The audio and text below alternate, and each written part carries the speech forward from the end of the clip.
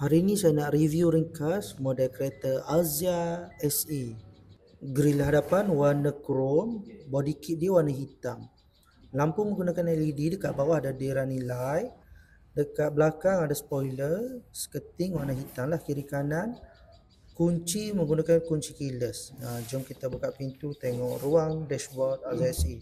Seat fabric semi bucket. Untuk Azia SE boleh flip side mirror. Sensor parking Eco TRC dengan tempat adjust lampu. Steering ada power button. Untuk meter ada RPM, meter analog.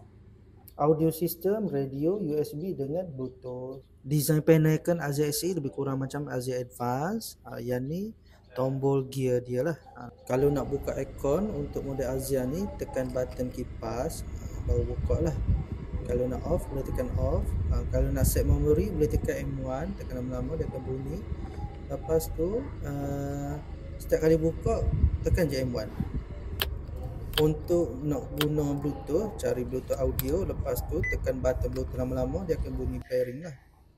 Azia SE ni dah ada tinted tapi spek JPG. Ruang belakang untuk Azia SE.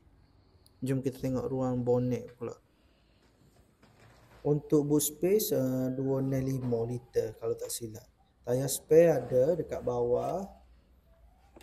Kelaikan gaji bersih untuk Azia SE bermula 1,700.